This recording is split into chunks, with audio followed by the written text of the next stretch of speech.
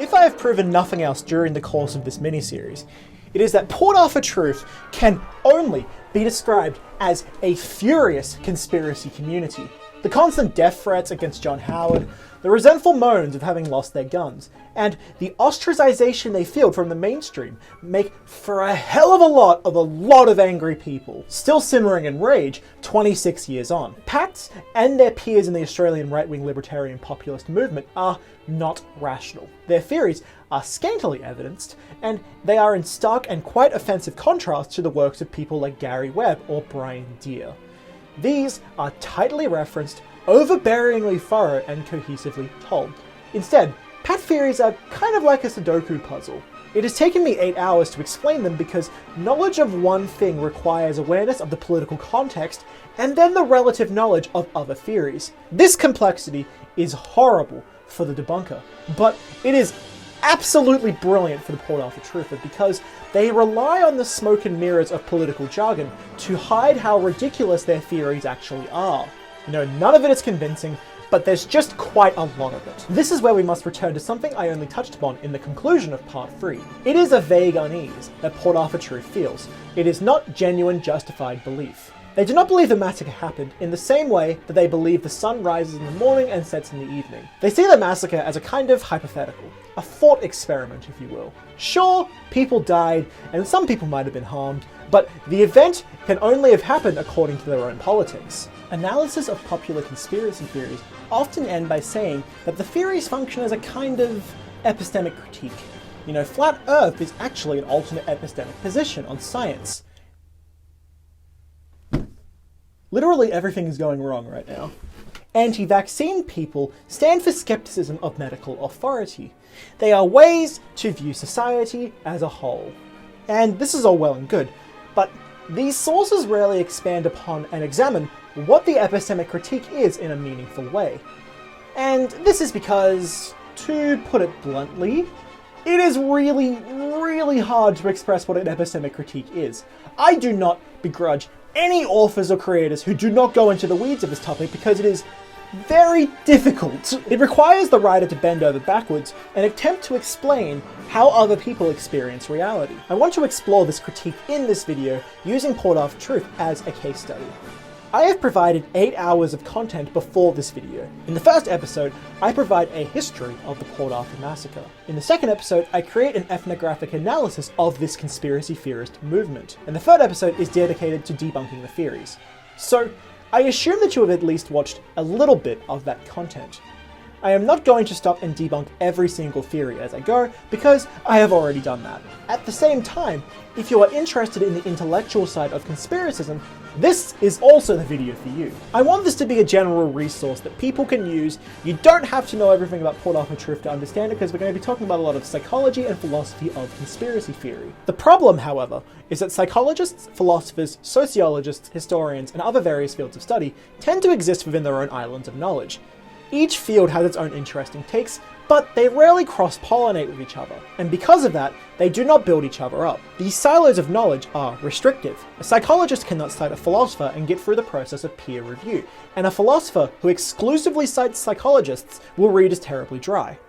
My goal here is to be the go-between, to gather all that I have learned from these different fields and bring them here together along with a few of my own ideas, and I hope that it is something of a meaningful contribution towards the study of conspiracism. This video is a synthesis of over 20 sources. It is several different but interconnected essays that will come together and hopefully explain a different view of conspiracism.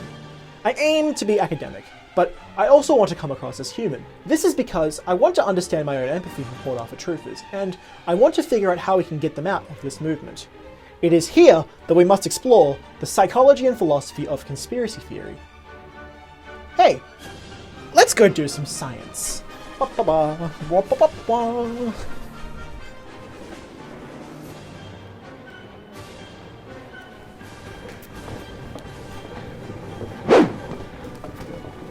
Hello! Welcome to the science time, where we're going to do a science or two. I've definitely taken a psychology class before. I'm an expert. The first thing you should know about conspiracism is that it is libidinal. That does not mean that it is psychosexual, but it is instead a kind of drive in the human mind. Somewhat like libido, it requires maintenance, and it comes within waves throughout life. Most people can have a healthy relationship with their sense of conspiracism. For example, we have what we call constructive conspiracism. Observed by Michael Schmermer, I don't know how to pronounce this guy's name, Michael Schmermer? Our tendency to perceive patterns where they do not exist can, on occasion, save our lives. If you sleep in a forest where a couple of trees fall every night, you might be dead in 10 years. So checking which trees you sleep under for structural integrity is not a terrible idea. Constructive conspiracism is a kind of defense mechanism which utilizes the healthy human traits of safety and curiosity. The flip side to libidinal conspiracism is that, much like how we can experience sex or pornography in unhealthy ways, we can abuse our tendency towards conspiracy. Humans have dealt with conspiratorial thoughts since we started living in groups. It is an inevitable part of being human, and there are countless studies that describe these phenomena. For example, let's take part in a quick experiment.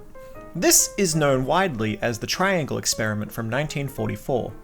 The researchers asked the participants to watch the following animation. They asked them what kind of personality traits each of the shapes have. So for example, you might say that the big triangle seems to bully the smaller triangle. It is defensive of the circle. Or you might see the small triangle as being the offensive one. The researchers then asked the participants to explain the story of the animation. Now, I left out one small detail. That is, that this experiment is actually called the Hyder-Simul illusion. It's called an illusion because these are just shapes on a screen. They don't have any personality, purpose, or any kind of agency.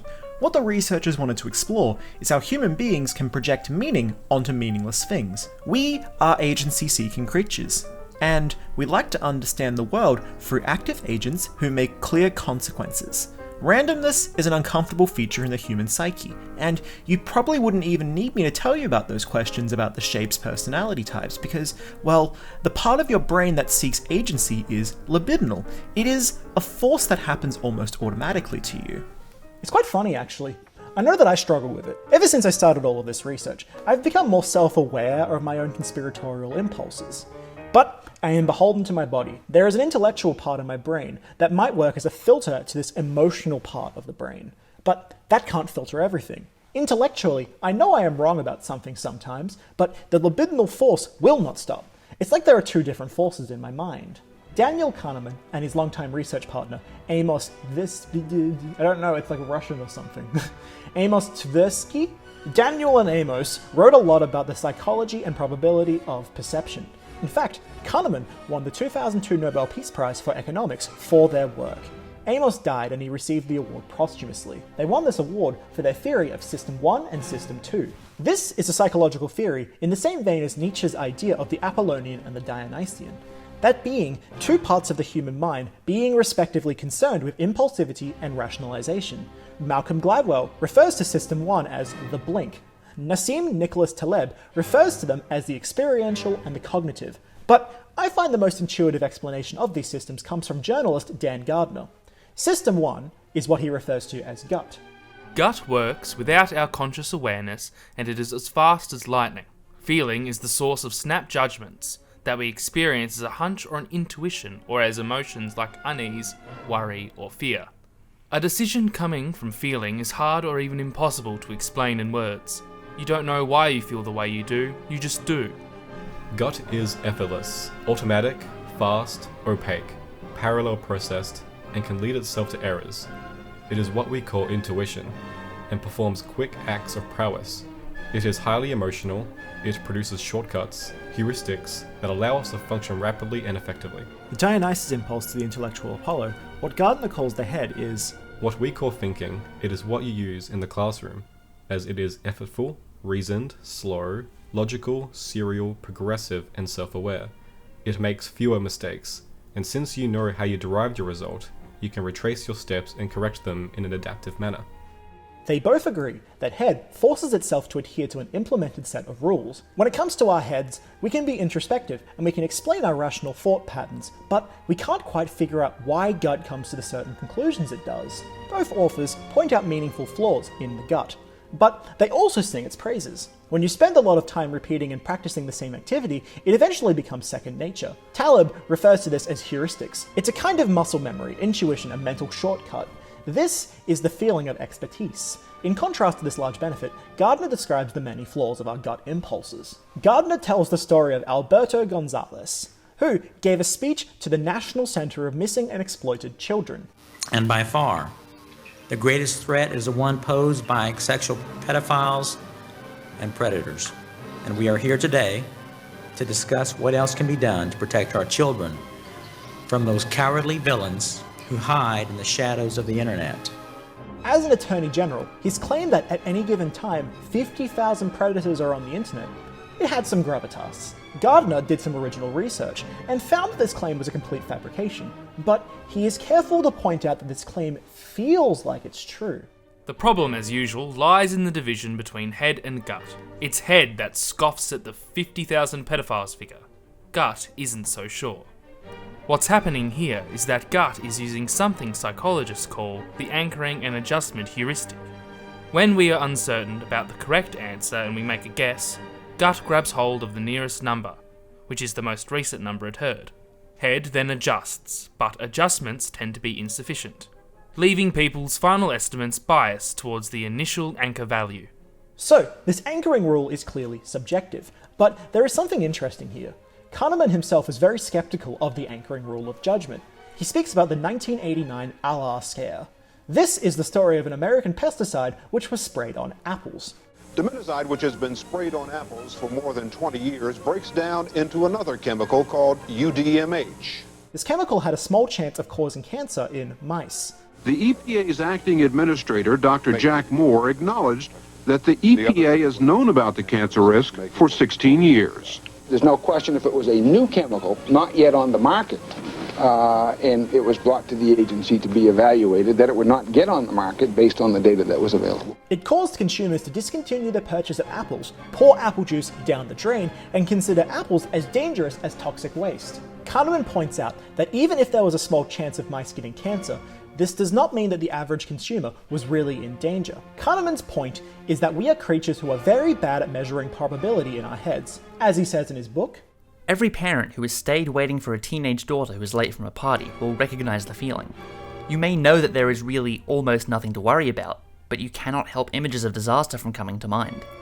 The gut has protagonist syndrome. We are so constantly worried about the small chance of something bad happening because we fear feeling the pain of being in an incredibly unlikely situation. And while you might find all of this psychology just incredibly interesting as it is, I do not want to dwell on it too much, because much of the literature about conspiracy theories reads as a kind of checklist of studies and psychological concepts. You know, it's interesting, and it's sometimes fun to discuss. Consider the recency effect, the Baader-Meinhof phenomenon, priming, confirmation bias. Oh my god, there's so many things. They're scrolling on the screen right now. Look at all of those phenomena. That's a bit wacky, isn't it? Instead, I am interested in making my own case that is grounded upon all of this work. I have briefly argued that I think conspiracy theories are best understood from an emotional and phenomenological point of view. That is, the perspective of the theorist. Because even the best of us, when we try to adhere to rationality, still fail every day. Kahneman's book is an incredible dissection on how our pretense of rationality fails us. Almost every cognitive bias is in that book. It's on screen right now, I'm assuming. Dan Gardner takes Kahneman's thoughts and plenty of other pop psychiatry concepts, and he elaborates on them. Gardner posits an interesting thought experiment that has influenced my thinking greatly. If you put people together in a room, show them a car commercial and ask them how they feel about the car, "I do not care for it," a man may say. Fine. Why not? He frowns. The styling on the front is ugly, and I want a more powerful engine. That looks like a good insight. Just the sort of thing a company can use to design and market its products. But it's not. Gardner argues that we do not simply have two parallel brains that act without influence of each other. These two forces in the mind are reactive. They play tennis with each other, and gut always serves the ball. When the man says he doesn't like the car, that is his gut. It's his snap judgment. The interviewer is talking to Head, and Head doesn't have a clue why gut doesn't like the car. So Head rationalizes it. It looks at the conclusion and cobbles together an explanation that is both plausible and quite possibly wrong. Social pressures might make us feel embarrassed to actually fess up and say, "I don't know why I said that." Or God forbid you have to change your mind. People hate feeling wrong. especially in front of other people. So, we tend to rationalize our beliefs to make them seem more credible. When we are around people we are not familiar with, we generally want to be liked by them. That means that we have to try and impress them. And we are also desperate to be believed, so we will often talk up our sources, not as a conscious lie, but instead a way to justify our own beliefs.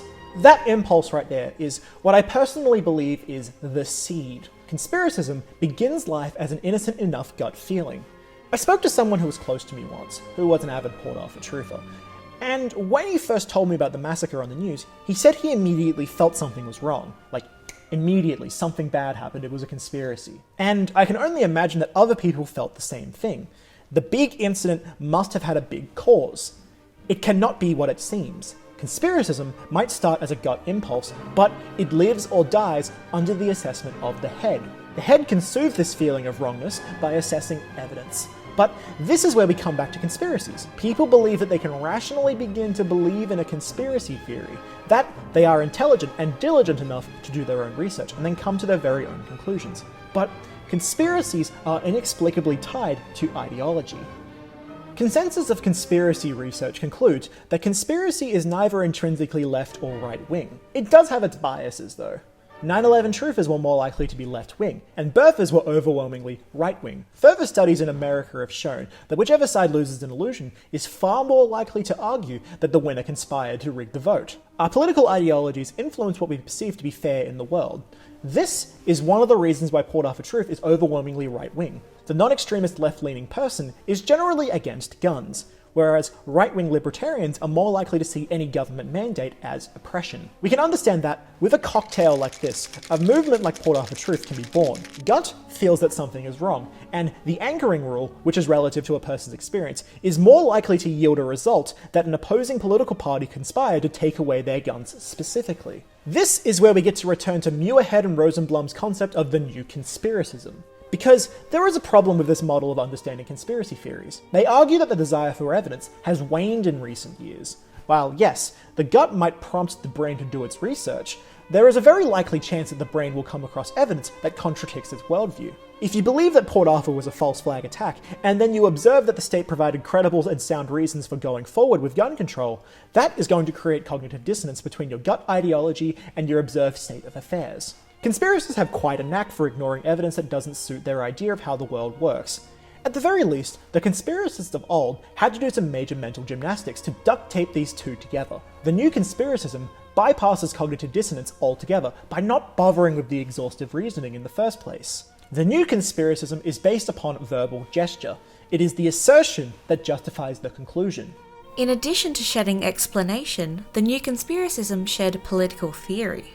Classic conspiracism used to take a lot of effort to keep up investment in belief. A theorist would attempt to educate themselves on every single aspect of their invested theory.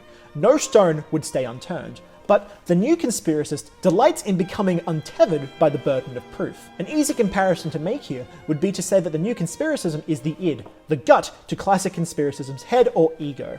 But it is not that simple. We can claim that new conspiracism is impulsive and it requires no effort, but I do not believe that is actually the case. For one, the new conspiracism, while it might be impulsive in nature, is not passive or unconscious when the theorist experiences it. Because the belief in conspiracy is a conscious choice that we have to make. We assume that the theorist has a natural disposition towards paranoia, but human beings have an innate tendency towards trusting others. When someone stops us in the street asking for directions, our first impulse is not to question their motivations for stopping us. When a bank teller serves a client, their first impulse is not to wonder if they're about to rob them. This assumption of truth saves us a lot of time and stress. While there are certainly times where another person can have ulterior motives, most of the time, people try to be straightforward. We assume that the people around us are acting in good faith, but the conspiracy theorist does not believe the bank teller is conspiring against them. It is the bank. They believe it is those who possess power who are out to get us. This is where I get to introduce you to a wonderful little book called Conspiracy Theories and the People Who Believe Them. JPEG. If you are at all interested in learning about conspiracy theories from a more academic point of view, I cannot recommend it enough. It is a Bible. It is a Bible, a treasure trove of glorious information. This book is a collection of essays by world leaders, experts, and scientists in studying our tendency towards conspiracy. One such person is Alfred Moore, a lecturer of political theory at the University of York. He writes that for democracy to function, we must have a base level of trust in our institutions. Now, Moore is against the blind following of authority, sheep following a shepherd, if you will. He speaks a lot about how we use the words distrust and mistrust interchangeably, which, yes, the only difference between these two words is the first two letters, but they do have different technical meanings. A person with a sense of mistrust is cautious and observant of their environment. A mistrustful person does not dive headfirst into a lake. Instead, they attempt to measure the depth of the body of water, and only then do they go for a swim. I am reminded again of constructive conspiracism. Where mistrust is open-minded and cautious, distrust is closed-minded and resentful. The distrustful person does not take risks and is reactionary. So, while I have a mistrust of the government that urges me to engage with the system in a cautious way, Moore suggests distrust causes the agent to withdraw from that system entirely. Consider the radical left-wing person, who has no faith in the infrastructure of law and then completely denounces it. Whereas, the more moderate left-wing person can acknowledge that there are flaws in the system and attempt to either work around them or fix the problems themselves. What this all means is that to be a conspiracy theorist actually takes more effort than we initially thought. They have to constantly maintain a demeanor that is exhausting. This, along with the relationship between ideology and conspiracism, will inevitably lead us to more insular communities that reinforce belief. One of the most interesting paradoxes with conspiracism is that even though it takes more effort to be in this conspiratorial mindset, people feel more comfortable in these spaces because they don't actually have to check their beliefs at the door. You never have to worry about being ridiculed for having absurd beliefs when you are surrounded by like-minded people. Recall what I talked about at the end of part 2. Disorganized attachment is when you return to a point of stress for comfort. The example of an abusive relationship is a bit illustrative here. It is in spaces like this that verbal gesture and bare assertion reign supreme. Since the community is made up of like-minded people, the assertion of rigged is not necessarily convincing, but it is comforting. In the new conspiracism, narratives of secret nefarious intent are emotionally compelling because of the way they fit with the affinities, connections, and hostilities that constitute elements of identity. In a community that is preoccupied in maintaining a facade of rebellion, there is a problem of stagnation. If a Port Arthur truther is seriously concerned with Blondie's life in prison, proclaiming insane conspiracy theories is antithetical to actually improving the spree shooter's life in prison. By indulging these emotions without a critical mindset, they completely lose perspective. It is not that it is difficult to work with these people, it is that they are almost impossible to reach compromise with. The new conspiracism proclaims radical skepticism, but then they believe in anything they hear and agree with. In fact, the new conspiracism is the enemy of skepticism, of intellectual humility, and openness to the possibility of error and correction.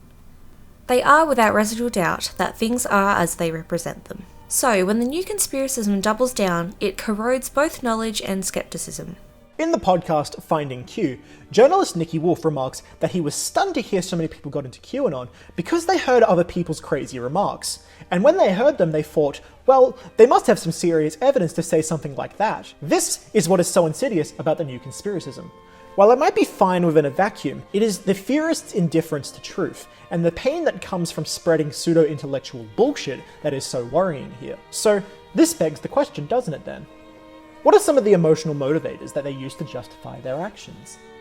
One of the big problems we have when we converse with conspiracy theorists is that they often view us as the same way we view them. We view them as believing in this crazy thing that, if you stop to think about it for a couple of seconds, completely defies logic. And then they view us as defying logic. So, as we discussed in the last chapter, we have to acknowledge that we cannot really meet in the middle with the theorist, because our lines of demarcation run completely parallel to each other. All of us are upset about late-stage capitalism.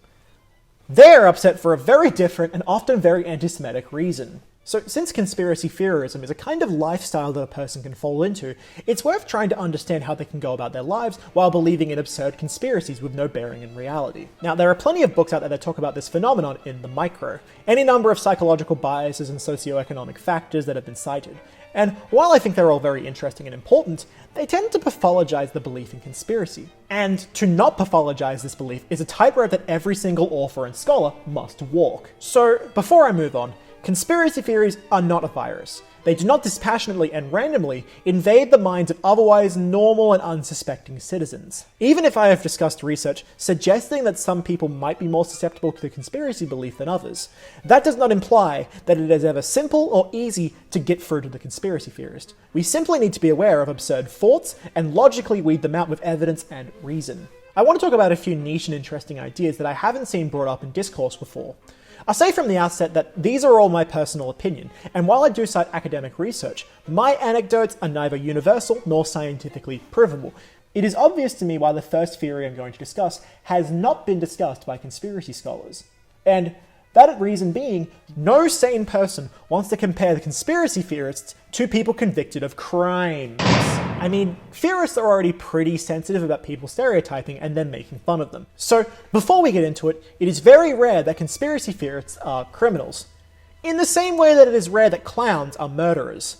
While there might be a Venn diagram out there where these two groups meet, the connection represents a very insignificant minority, and it would be dishonest to insist that there is some kind of broad trend here. Since our tendency towards conspiracy is libidinal and a force of human nature, it would be foolish to insist that the theorist is immoral for being human. Since there will be some people who are determined to misunderstand me and take me out of context, I actually think that being a conspiracy theorist is a good thing, actually. At least up until a point. Without our tendency towards conspiracy, we would be a less imaginative species. Camera died, might be slightly different, I apologize. We often view convicted felons in an abstract state. Egads! Murder is good, robbery is great, tax evasion is a lark. This simplifies the majority of crime. Some people certainly take pleasure in inflicting harm, but more often than not, the average perpetrator sees himself as a victim of circumstance. This is the position presented by two criminal psychologists, Graham Sykes and David Martzer. They observed troubled young people who expressed little to no guilt for heinous crimes like murder and robbery. And Sykes and Martzer wondered how they could live with themselves. The results of techniques of neutralization, a theory of delinquency 1957, are speculative in nature. But I have found this study to be so interesting that I am just baffled that no one else has brought it up in conspiracy scholarship. Sykes and Martzer came up with the techniques of neutralization to explain how criminals and other people who have done immoral things can justify righteousness in their own minds. Neutralization is made up of 5 laws. To understand them, I want to propose a quick thought experiment. In this scenario, imagine you have received a call from a loved one saying that a member of your family is experiencing a medical emergency. You rush out to the vehicle and it will not start. You look ahead and you notice that your mean old neighbor has left his keys in his car door. You decide to take his car to the hospital. The neighbor reports your car stolen and you are arrested shortly after arriving at hospital. So let's leave aside the physical legal consequences of stealing a car. And instead let's focus on the psychological justifications that you run through your head while sitting in the back of the police car. Denial of responsibility means that the criminal insists that they lack any agency, and that they are simply a victim of circumstance. This can manifest in deflecting blame into any other direction than themselves.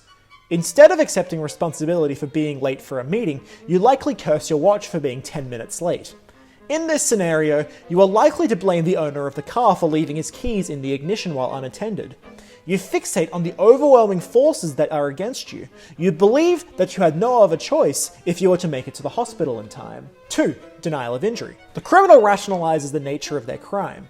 In the case of vandalism, for example, you reason that no one is harmed by your artistic rendition of male genitalia on the wall. In the case of the stolen car, you may recognize that it may have been unwise to use the car without permission, but you believe that the old man would not have needed it immediately, and of course you would have returned it.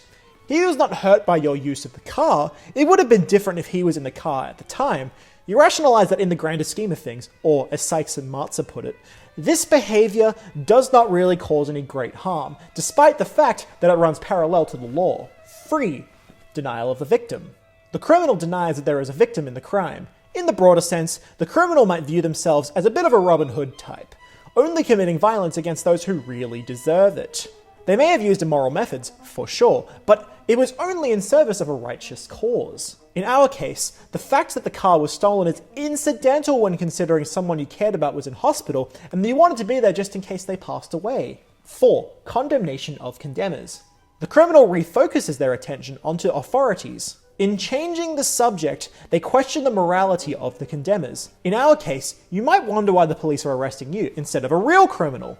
There's plenty of real problems out there in the world, and they're focusing on me instead. They're hypocrites. This argument might be familiar to people who have been pulled over for a missing taillight or for going 10 kilometers over the speed limit. Further, you continue to condemn the old man for calling the police on you. He's just a spiteful, grumpy old man without a kind bone in his body. 5. Appeal to higher loyalties. The perpetrator justifies their action by appealing to something greater than themselves. Sure, I may have done something wrong, but my father was sick. This might have been his last moments on Earth, you say. My family would have killed me if I was not there for him. Any reasonable person would understand my plight here. In this scenario, the existence of perceived responsibilities takes precedence over merely stealing a car. Now, every perpetrator does not go through these 5 stages in chronological order, or even every single one. Instead, these are 5 closely clustered together justifications. In a repressed and insular environment such as a prison, people can use neutralization to adjust general standards of morality. For example, they shift the goalposts from an environment that generally trusts the police to one where they see them as intrinsic repressors. So, how does this relate back to our tendency towards conspiracism? Let us use Port Arthur Truth as an example. The first thing that the techniques quite neatly explain is how Port Arthur Truth, as a community, managed to become as radical as they are. Several times, I have described them as being completely out of touch with the reality of Australian politics. In Part 2, Chapter 7, I discussed several bad things the Howard administration did to suppress the rights of Australian refugees, aka the Tampa Crisis. As I concluded there, Port Arthur Truthers do not actually have concrete political disagreements with power. They just don't like the imagined version of Australia they come up with to keep this facade of oppression. This is another example of techniques 4 and 5, the extreme condemnation of the Australian government and the paradoxical act of being ultra-patriotic citizens does not seem strange when we consider Port Arthur Truth are using this conspiracy theory to justify their world beliefs. The appeals to higher loyalty, e.g. citizens' rights to firearms and the spirit of Eureka and /all the Anzacs, make them feel patriotic even though they hate state infrastructure. It never crosses their mind that there's an obvious contradiction, because the techniques are pacifying and justifying. You outwardly project shame and insecurity onto other creatures who are evil and have it out for them specifically. At the same time, they feel so free to attack actual survivors of the Port Arthur Massacre because they are thoroughly entrenched in techniques 2 and 3. They literally deny injury when they proclaim that the dead were all government agents. They deny harm when actual victims call them out for irresponsibly disregarding documented history. They simply claim they're government shills. And, of course, they can't be responsible for upsetting people that don't seem to exist. The techniques of neutralization allow Port Arthur Truth to individually and collectively shift the goalpost further and further away from reality. Now, you might be wondering, how can such a group maintain such an arduous, time-consuming task? Well, I'm here to introduce you to another concept that hasn't been discussed that much in conspiracy theory research. The power of spite can allow human beings to pull off many petty and energy-consuming tasks. I think that many academics have not grappled with spite because it is such a volatile emotion. Spite is kind of similar to envy. They are both powerful, petty, and irrational emotions. Envy and spite are both libidinal forces. We cannot stop them. I think that people like to view themselves as inherently rational beings. We read philosophers like Kant and Hegel and other boring people, and we view ourselves as fighting against a rising tide of irrationality in our heads. And it was only with the casting off of religion that we became rational. Now, first of all, this is false, and I don't have time to get into why. But read this book. So it's worth considering that sometimes emotions can actually be good. We see people from a pre-Enlightenment era as almost wild animals, incapable of rationality. And studies have shown that our ancestors had very similar levels of cognition and problem-solving ability that we do today. But rationality itself is restrictive. We have to keep in mind that human consciousness is a wild miracle. Humans are strange clumps of cells and jelly that emit electricity to our meat suits, and then we hallucinate algebra. In that strange miracle, there are going to be some intrinsic and libidinal flaws. If someone does you wrong, you remain spiteful at them, so that it does not happen to you again. But the joy we derive from spite can offset this pain it causes. Resentment is something you hold inside of yourself, whereas spite is projected outwards and onto something or someone. Because of this, spite is often associated with intellect and being cunning. Now, individually, conspiracy theorists are not always individually spiteful, but collectively, every conspiracy movement is motivated out of spite. Port Arthur Truth often struggles to put a name and a face to the people who are specifically involved in their made-up fantasy conspiracy. Because, unlike professional conspiracy theorists who back up every single claim of them out in the paperwork, they are not mad at individuals, but they are mad at systems. Port Arthur Truth resent democracy, because it means it makes them, as a movement, insignificant. They resent not being able to assert themselves against perceived deplorables with their firearms. Summer McCarthy-Jones describes this kind of critique as existential spite. It would be simple enough in our modern world for us to feel our freedom threatened by others trying to gain power over us. Trying to resist attempts at domination by other people makes some sense. Yet applying the same sentiment to reason seems to be not only foolhardy, but positively dangerous. His point is that on the small scale, spite doesn't really harm anyone apart from a few people. But in conspiracy spaces, you have to exaggerate the villainy of the enemy to justify increasingly absurd beliefs. Calling people like John Howard and John Avery pedophiles is a strategy currently in vogue, but it does nothing to actually help victims of child abuse. In fact, it cheapens the label by allowing actual predators to claim that people are just conspiracy theorists. This is a topic I shall return to in Chapter 6, but this is more complicated than the conspiracy theorists just wanting to destroy everyone else, just to get their own way. I would be a fool if I made that point. The desire to burn the world to the ground may seem like spite. Indeed, it may well be harmful to oneself and others in the short term. Yet, in the long term, it could be in some people's self-interest. This brings up another problem for me. Jones describes spite as harmful but sometimes useful, and this made me think of the film Whiplash.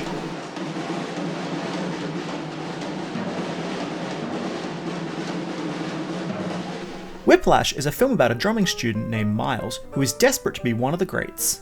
He comes up against J.K. Simmons, who is a massive jerk and continues to bully and push Miles to his limits. A series of events gets them both kicked out of the school, and months later, they coincidentally meet in a bar. J.K. Simmons tells the story of Charlie Parker, an American saxophonist who was humiliated on stage by another musician. Parker improvised so badly that the drummer threw his cymbal at him. Then, he played the saxophone every day for a year and became one of the greats. This article in The Guardian actually says that he didn't throw his cymbal at Parker, but the point still stands. The article says that he made a vow to practice harder. But there was definitely an element where he was spitefully motivated to prove himself to everyone. Now, putting a person into a place of spite can be harmful. It can make them hurt themselves and others, but it can be incredibly motivating. What I take away from all of this is that there seems to be two different types of motivators for spite. There is the kind of spite that Parker experienced. He sublimated his humiliation to better his own abilities. This is a kind of productive spite, where you try to get better at something to spite someone else. So, Jones goes on to describe the work of Michael Bang Peterson. Peterson concluded that people weren't simply doing this to boost their own party or to hurt the other guy. He proposed that people were being spiteful because they were pissed off with the state of society and their place within it. Then, there is this kind of destructive spite. This is closer to what J.K. Simmons is experiencing. He tears down other people without regard for his own circumstances. So the takeaway here is, while spite is undoubtedly a nasty emotion, it is not inherently vile. I think, a bit like jazz, it's about the notes you don't play. Is that a fitting metaphor? So what's the kind of spite that's involved in conspiracy theories? I think I have to quote every lawyer ever and just say it depends. There are stories like the assassination of Fred Hampton, where the will to keep the truth alive had to be fueled at least a little bit by spite of the police and government who killed Hampton. But I am certain that in the case of Port Arthur Truth, they are motivated by pure destructive spite. They do not gain anything from this movement. They are helping no one, and they are only upsetting themselves. This idea is interesting to me. It is not the drive to tear down other people, but to justify their own personal circumstances. They deny responsibility for their actions with the techniques of neutralization. I have mentioned that maintaining a worldview like this takes a lot of work. While we may feel momentary pain from our cognitive dissonance, surely if the theorists just accepted they are wrong sometimes, they would surely be alleviated of their guilt and anger in the long term, right? So, firstly, this is quite a utilitarian notion, and conspiracy theorists, especially Port Arthur Truth, do not particularly care about their arguments actually justifying any kind of utility in their own psyche. Secondly, this erases any criticism that should be had of systemic sources. It ignores that, to the politically motivated corporation, it is incredibly profitable to spread misinformation. Organizations like Sky News and its American inspiration Fox News serve as what Frankfurt School sociologist Herbert Marcuse called repressive desublimation. Sublimation is a psychoanalytic idea. It's a kind of defense mechanism that converts a negative feeling into something more positive. So, imagine that you are feeling sad after finding out that a beloved pet has died. Then imagine that you want to convert all of that negative emotion into baking something for yourself and your family to eat. Another famous example is the author Anne Rice, writing a novel about vampires while grieving the death of her daughter. Her grief compelled her to explore the misery of eternal life. In sublimating the negative emotion, you use the energy it holds to create something new. We don't just do it for big and poetic things. Imagine yourself after a frustrating day at work.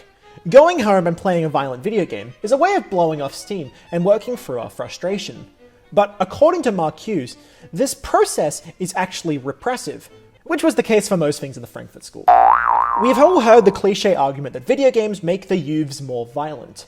Marcuse argues that letting off all of this steam and angst leaves us more compliant and willing to go back to work. Once upon a time, our energy might have gone towards attending union meetings to work out our frustrations and actually make progress, but instead in this case, you regurgitate your frustration into a product. This takes that negative emotion and leaves it without a positive reaction. You think you are rebelling by listening to jazz or punk rock or even angry rap music, having a lot of sex, drinking and screaming your heads off about how the system is oppressing you. You find common cause with others who are doing the same thing and you find instant community. And after desublimating, you go back to work, a docile, sated drone, willing to conform to what the system asks of you, because the system also lets you blow off steam, bread, and circuses. I argue that conspiracism can serve a similar process. Now, conspiracy theories can, as discussed, cause a lot of distrust in citizens and make them less active in society, and it can make them less likely to vote or be involved in their local communities. I think that when we consider repressive desublimation via conspiracy theory, though, we absolutely have to remember that conspiracy theories are not like video games. People do not interact with them in the same way. While it is fun to speculate about giants and aliens, at the end of the day, it is just that. Fun. Conspiracy theorists like Port Arthur Truth radicalize everyday notions. The radicalization process takes negative emotions and just leaves them there to simmer. They offer no productive outlet. So this gets to the heart of why Port Arthur Truth still exists today. It is not that it has been pushed by certain powerful media organizations like birtherism in America, or it has been adopted for political capital. You see the cultures industry, we do not have time to discuss that here.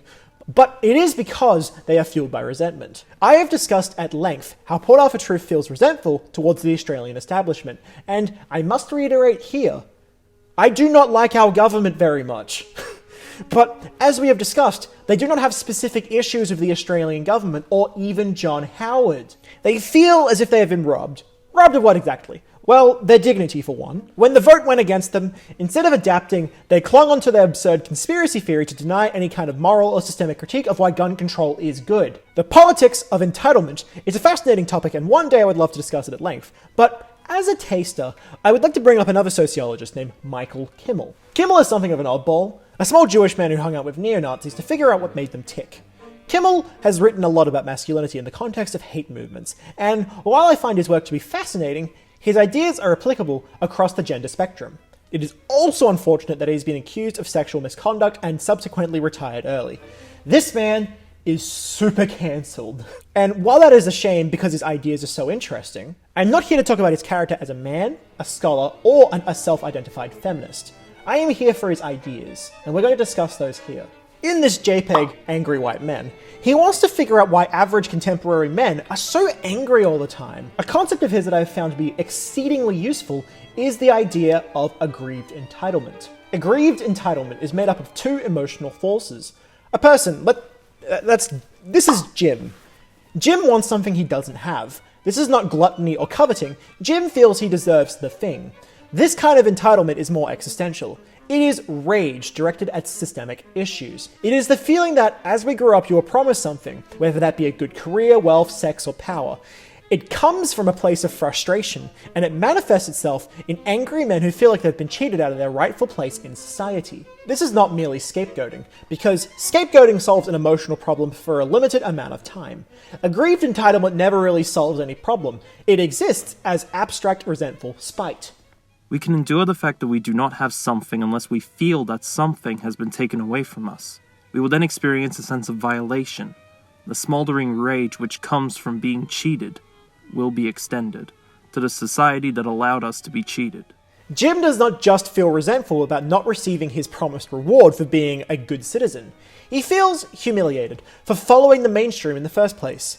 Kimmel acknowledges, correctly mind you, that Jim is right to feel this way, not because he is entitled to whatever he wants, but because there are actually serious problems in the society that he is a part of. The workers are screwed over constantly, and they do not see the fruit of their intense labours.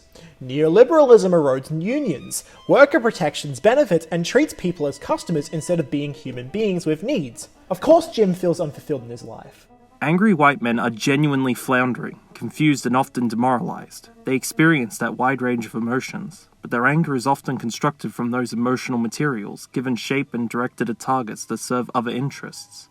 And, of course, it follows that conspiracy theorists have similarly unfulfilled feelings in their lives. We have to point out that this angst is understandable in our current political landscape, and, like with repressive desublimation, conspiracy theorists are often made upset for profit. To use the Port Arthur Massacre as the nexus point between good and evil is ridiculous. So, here is a good point to discuss another core part of the epistemic critique. How does a conspiracy theorist tell a story exactly?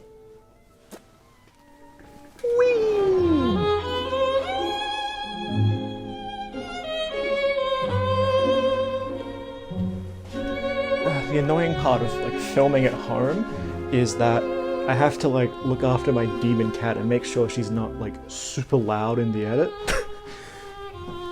So if you hear a bunch of bumping about, it's this thing. The answer to that question is always going to be a bit relative, isn't it? Depending on your life experience, your political views, your gender, etc. So, to explain my thoughts in this coming chapter, it is necessary that I'll have to speak a little bit broadly. I'm going to be speaking about theorists as a whole instead of individually or within small clusters. Earlier, I described how theorists are far more likely to be distrustful of the government or big business on principle than your average citizen. So to further understand this, we must elaborate on a question. If the theorist impulse is libidinal, like you claim, then can we blame the conspiracy theorist for their theorizing? Now, I would actually say that's a very intelligent question, and it's complicated. It's something that I've been pondering for months at this point. Here's my problem. I do not believe in any kind of determinism in human behavior. Determinism is the idea that reality is a straight line. It's God's plan, it's destiny, it's fate. And I personally do not have very much time for determinism because free will is in fact a thing. Determinism is one of those incredibly boring problems in philosophy that is awash in circular reasoning. That being said, I do believe that the way that we understand the world is intrinsically deterministic.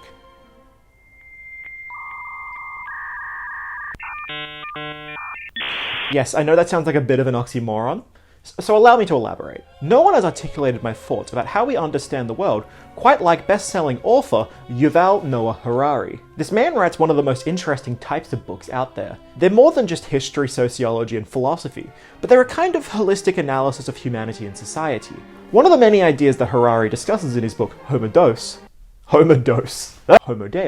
is how people view reality. Modernity is a surprisingly simple deal. The entire human contract can be summarized in a single phrase. Humans agree to give up meaning in exchange for power. The cosmic plan gave meaning to human life, but it also restricted human power. Humans were much like actors on a stage. The script gave meaning to their every word, tear, and gesture, but put strict limits on their performance. Human beings are a species that is too young for its own creations. Our brains have not had time to evolve intrinsic understandings of large numbers, politics, or money. Harari argues human beings are a storytelling species. We evolved into social creatures to make sense of a world that is at times scary, other times sad and fun, and we have to understand this world through a medium. Now, whether that medium is through a movie or a book or a scientific paper, we understand reality through stories. Particularly incessant or demanding stories are religions. Harari uses religion as a kind of framework, or as he calls it, an algorithm to view human behavior. I agree with Harari that human beings understand their circumstances through stories, which is why I have told many stories throughout the course of this documentary. We have to imbue stories with meaning. And since meaning doesn't really exist, we get the very fun job of creating it. We can find ways to make things matter in our own heads, or, as Harari chides, if shit just happens without any binding script or purpose, then humans too are not confined to any prescript or purpose. We can do anything we want, provided we can find a way. We are constrained by nothing except our own ignorance. That's all well and good, but what we are left with here is this. The universe is filled with nothing, and we are insignificant. Yet, we are entrapped in an artificial algorithm of laws and money. There are very few ways of meaningfully expressing the angst that we feel in this contradiction. And I'm not going to say here that conspiracy theories are that angst. That is far too simplistic and frankly patronizing. I think that in individual cases, people can fixate on something ridiculous for their own entertainment and sanity. I wonder who that could be talking about. The flaw is with this mode of creating meaning through its medium. Stories generally have to be told from beginning to end to be satisfying, and they have to be structured to be made comprehensible. Since stories have to have a structure for our brains to comprehend and enjoy them, they must be intrinsically deterministic. A and B have to happen for C to make sense. It doesn't matter what order you tell A and B, but both of them have to be there. And since our brains understand the world through stories, it's no wonder that we sometimes view chance and randomness through the lens of structure. This is one of the flaws of the human condition that we have to deal with. Humans are pattern-seeking creatures, and we cannot break free from that. But determinism is only one aspect of our relationship to stories. Remember when I was talking about repressive desublimation? Of course you do. It was only 5 minutes ago. I think that theorism is not merely an expression of angst and dissatisfaction, but it also serves a very strong emotional need. That emotional need is the framework, and that's the important factor here. Conspiracism is a way in which to understand violent and upsetting events. The conspiracist can sometimes be predisposed to their belief in conspiracism. Their gut impulse might, for example, be more active than the average citizen. There are in fact studies that suggest such things, but it is still their heads that have to critique those thoughts and then choose to act on them. And depending on the group they are in, they can use these impulses to feel like rebels, when in reality, they are not fighting for anything tangible or important. The belief makes them more complacent with actual corruption because that's just what the big government does. That does not mean that their belief is deterministic or completely out of their control, but what it means is that they are ignorant of these factors in their own psyche. They have the capacity to choose more rational options, and they are, at best, misinformed. Conspiracy theories are, of course, stories, but they are more than just linear stories with a beginning, a middle, and an end. They also require that you infer a lot of information. The inference here is more existential than metatextual. You are supposed to take in all this information about the Port Arthur Massacre, not as an individual case of injustice, but as a large conspiracy that is supposed to reinforce your worldview. This is in fact what the epistemic critique is all about. It is all about the inferences you make and the information that you choose to ignore.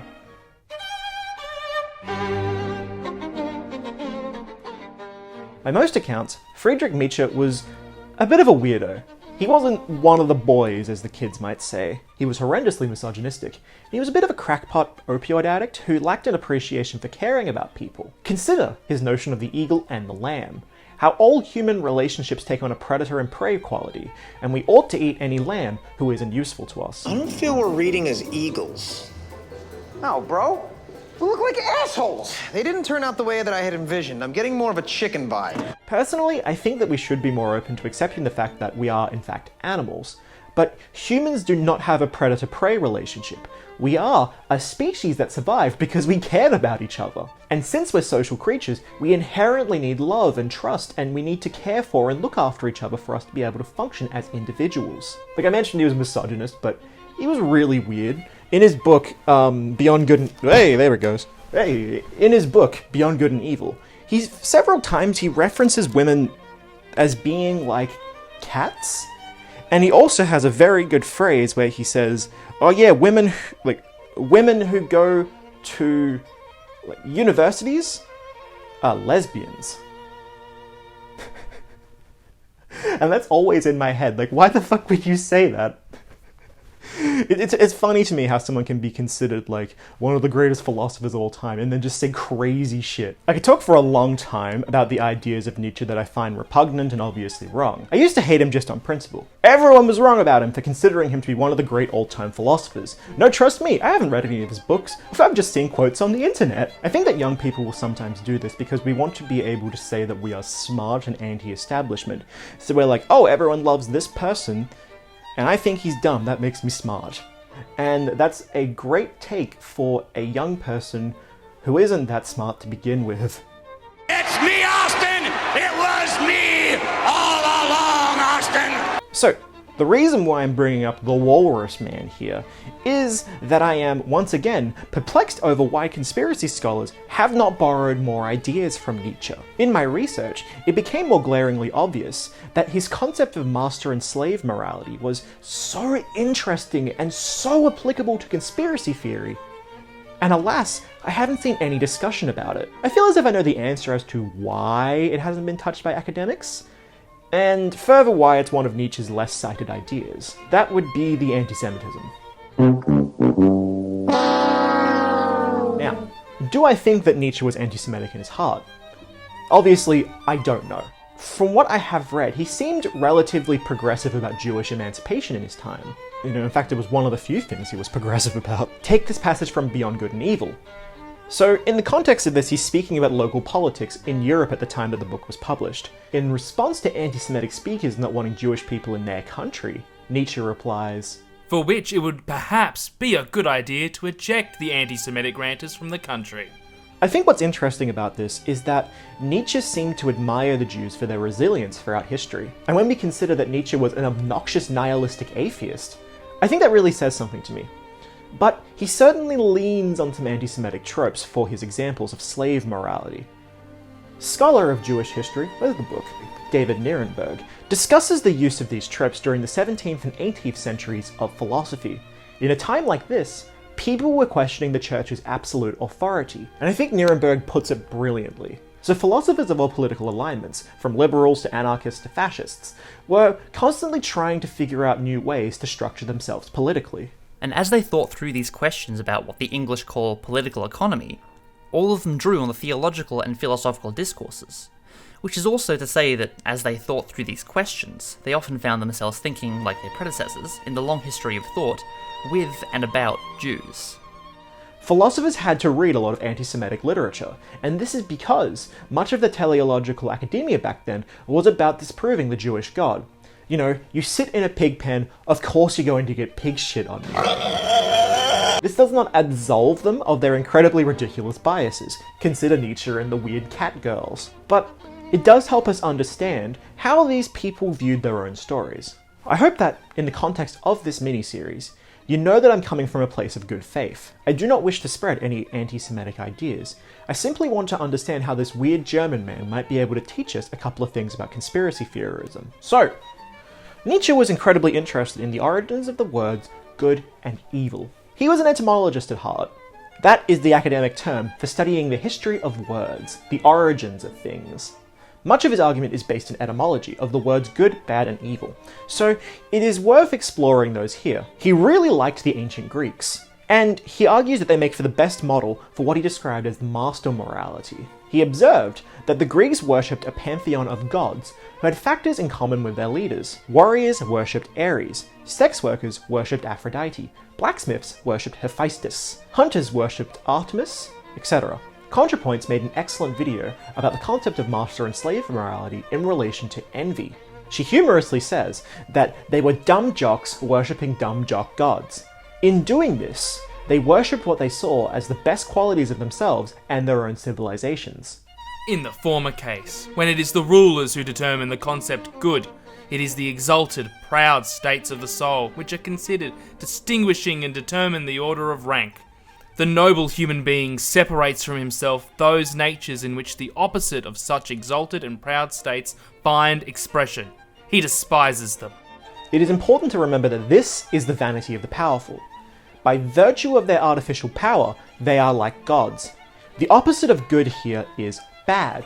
Where power is desirable, weakness is repugnant. Where wealth is something to rejoice about, poverty is not even pitiable. The good masters did not resent the bad populace.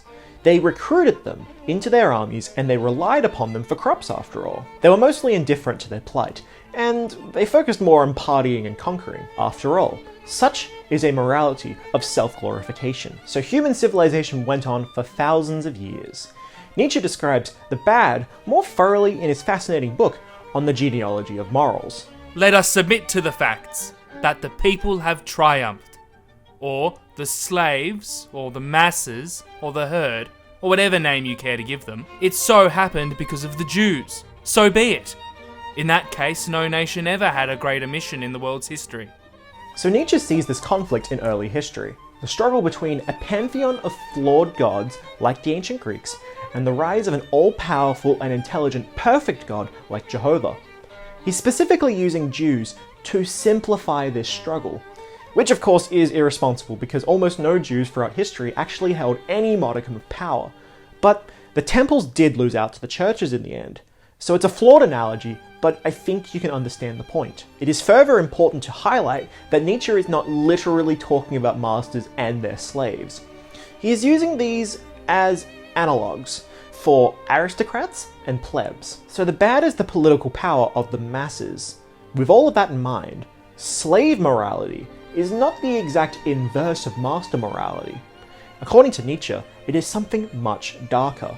Slave morality is a kind of envious spite, and the power of slave morality was so that it could invert your values. Nietzsche does not directly condemn slave morality, but he does think it is dishonest. The plebs could not take vengeance on their lords, so they have to sublimate their negative emotions. They had to do this because it was the only way to express highly destructive emotions in a socially acceptable way.